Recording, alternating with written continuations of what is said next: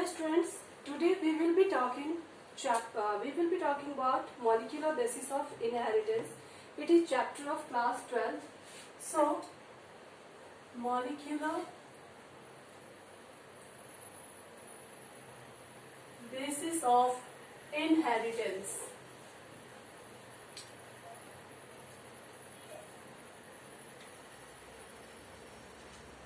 So today we will be talking about molecular basis of inheritance.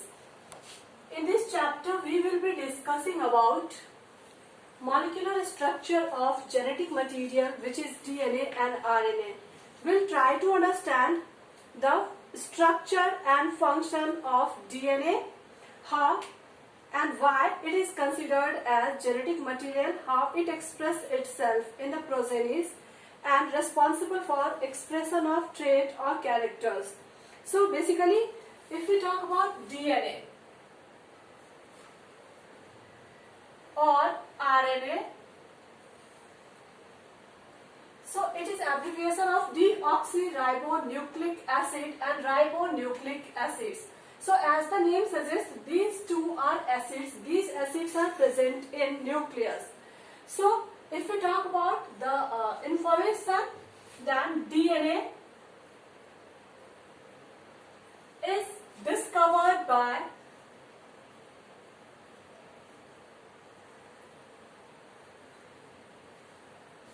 Mr. He termed it as, he called it nuclein.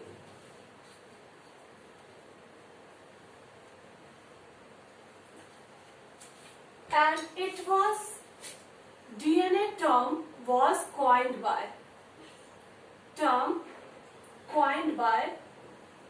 Jacqueline.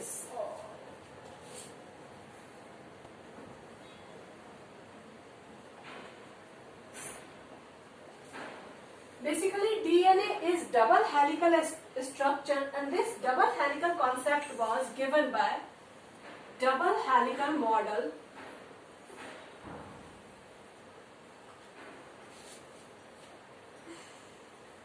of DNA was given by Watson and Crick.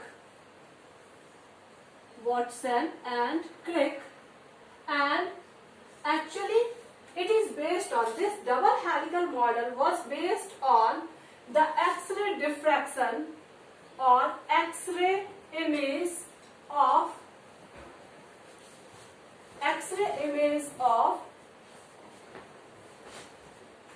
Rosalind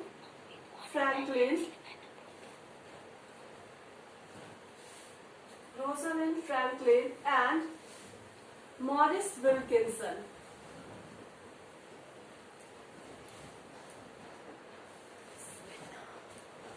So these two scientists, Rosalind Franklin and Maurice Wilkinson, they gave X-ray image and it resembles as double helical structure. Later on, it was explained by Watson and Crick, and basically the double helical model of DNA was given by Watson and Crick.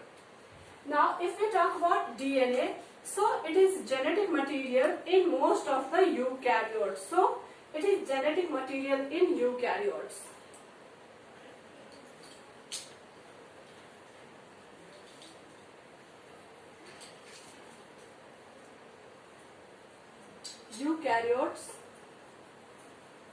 And prokaryotes also.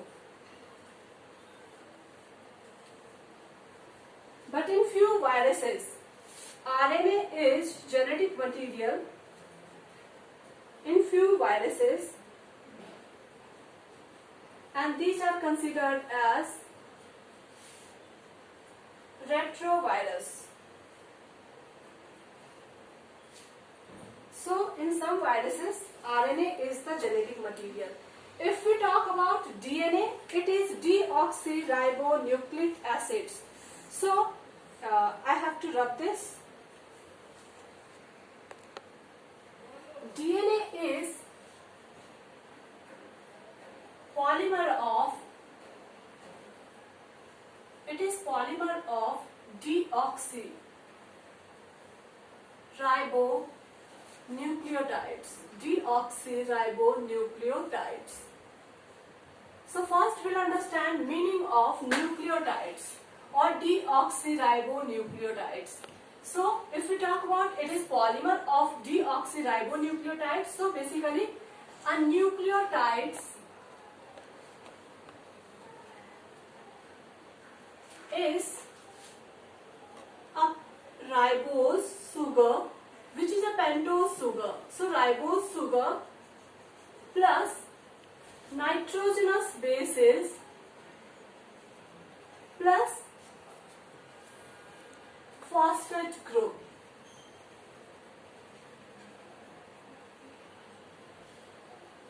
And here we are talking about nucleotides. If we talk about deoxyribonucleotides, deoxyribonucleotides.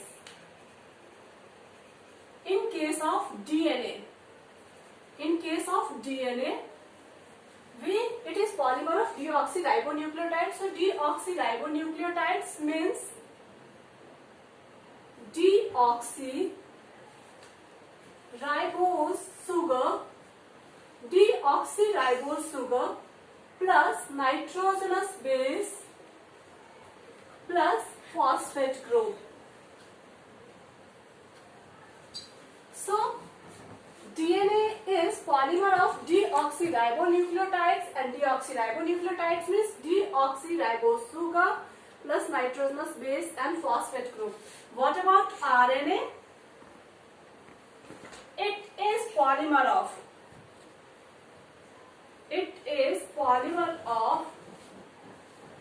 ribonucleotides. And what is meaning of ribonucleotides? Actually it is ribose sugar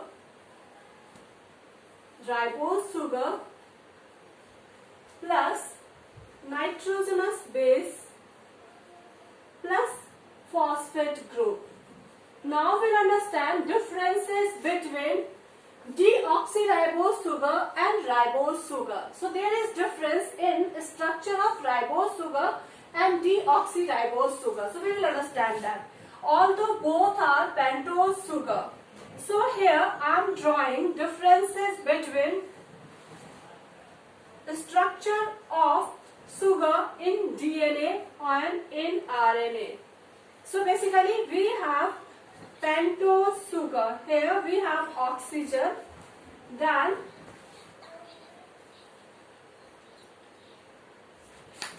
so first we'll understand RNA, then we'll discuss DNA. So here it's a carbon number 1, 2, 3, 4 and 5.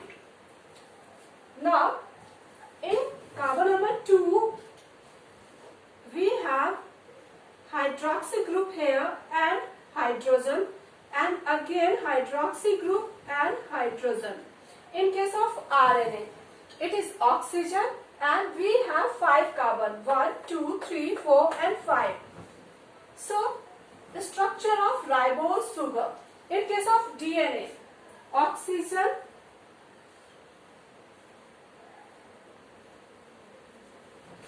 again we have 5 carbon compound, 1, 2, 3, 4 and 5. Here we have hydrogen and hydrogen at second carbon, while hydrogen and hydroxy and hydrogen at third carbon. So students, we should keep in mind that there is difference in structure at second carbon in both cases. In RNA we have pentose sugar, but we have hydroxy group here and hydrogen, but there is removal of oxygen from here, so we call it as deoxyribose sugar. That's why we call it as deoxyribose sugar. Okay, so this is the basic difference. That's why we call DNA as it is polymer of deoxyribonucleotides, while in RNA it is polymer of ribonucleotides. And if we talk about ribonucleotides, we have ribose sugar, nitrogenous base plus phosphate, which is here. If we talk about deoxyribonucleotides, deoxy, one unit is deoxyribose sugar, and we'll understand nitrogenous base and phosphate here. So students, so we were talking about polymer of deoxyribonucleotides. We have discussed differences between structure of sugar in case of DNA and RNA. Now we'll understand meaning of nucleotides. So here, nucleotides. So first we'll discuss nucleoside. Nucleoside. Then we'll discuss nucleotide. So in nucleoside we have simply ribose sugar plus nitrogenous bases. So nitrogenous bases, nucleoside means ribose sugar plus nitrogenous bases. But nucleotides means nucleoside plus phosphate group. Nucleoside plus phosphate. It means what? Ribose sugar plus nitrogenous bases plus phosphate. It is nucleotides. So here we'll draw diagram for oxygen. Pentose sugar should be here. Nitrogenous bases.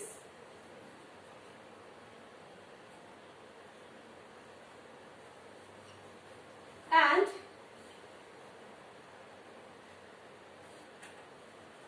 phosphate group. So here we will understand it. 1, 2, 3, 4, 5 carbon. And from 5 carbon we have a phosphate group, and at carbon number 1 we have nitrogenous bases.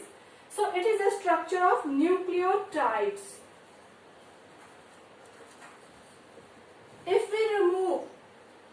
If the phosphate group is absent, we will call this a structure as nucleoside. And when we add phosphate group, that nucleotides. Now nitrogenous bases get linked with carbon with a bond, and this bond is called glycosidic bond. It is glycosidic bond.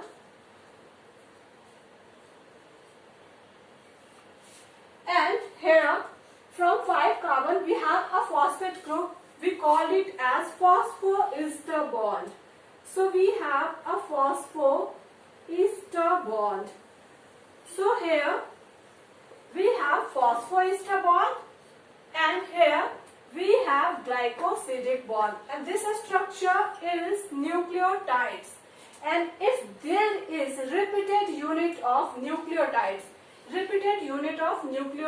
we will call it as polymer of nucleotides. If the sugar is deoxyribose, then we'll have polymer of deoxyribonucleotides, and the polymer of deoxyribonucleotides or repeated unit will be considered as DNA. So students, this is the structure of nucleotides. Now if we talk about nitrogenous base, so nitrogenous bases are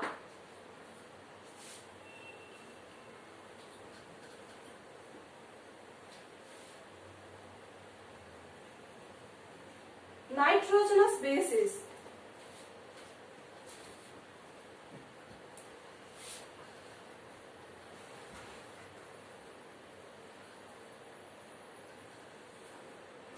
Nitrogenous bases are further divided into purines and pyrimidines.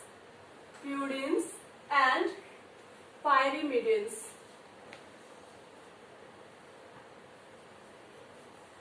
We have 4 nitrogenous bases, that is adenine, thymine, guanine, cytosine, and these nitrogenous bases are present in DNA. But what about RNA? This thymine get replaced by uracil in case of RNA. All remains the same, but thymine get replaced by uracil. Adenine get replaced by uracil. Sorry. Adenine get replaced by uracil in case of RNA. So, if we talk about all together, the number of bases are adenine, thymine, guanine, cytosine and uracil. But in RNA, adenine gets replaced by uracil. Now we will understand Cheragov's rule of base pair. So, we will understand Cheragov's rule of base pairing.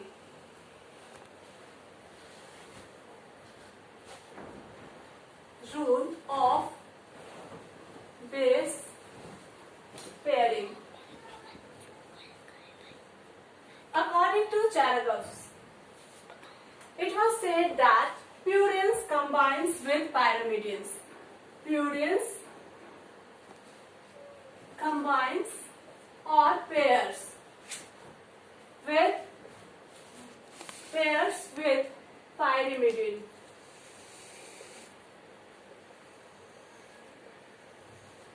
And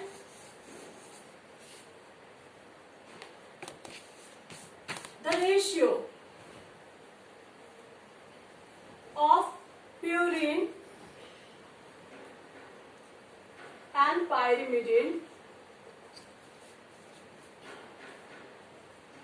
is constant, and we will understand the meaning of Cheragov's rule of base pairing. So, according to Cheragov's, it was said that we have nitrogenous bases, and basically the nitrogenous bases can be divided into purines and pyrimidines. So, here we have purines and pyrimidines.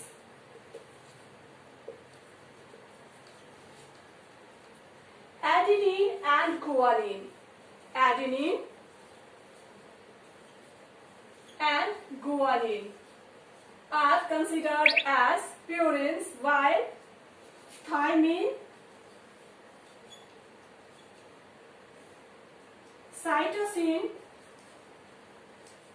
and uracil are considered as pyrimidines. So, we can broadly divide the nitrogenous bases on the basis of their structure into adenine and guanine, and we call it as purines, and as pyrimidines we have thymine, cytosine and uracil. Now, according to Cheragov's rule of base pairing, it was said that adenine, it combines with thymine, and that is equals to C cytosine upon G, and that is 1. So we can say that adenine upon thymine equals 1. We can also interpret it as A equals T. So if in any base pairing the percentage of adenine is 25%, so the percentage of thymine will be 25%. And in this way, we can calculate percentage of different nitrogenous bases. So actually, if we talk about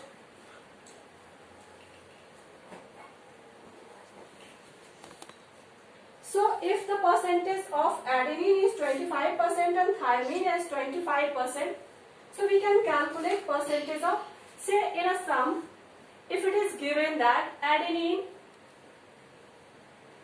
is having this much percentage, like 25%. So what will be percentage of guanine or any other bases? So we can simply say that A upon T equals 1. So A equals T. It means adenine and thymine will be 25% and it will be again 25%. And we know that purines will combine with pyrimidines, and we have, in case of DNA, we have 4 bases. So A plus T is 50%, 25% plus 25%. So in rest, we can simply write it C upon G is equals to again 1, and so guanine and cytosine again will be of 25%. So in this way, A plus T 50%, C plus G 50%, all together we have 100% nitrogenous bases. So we can easily calculate percentage of adenine or thymine or cytosine or guanine. So students, we'll discuss some more.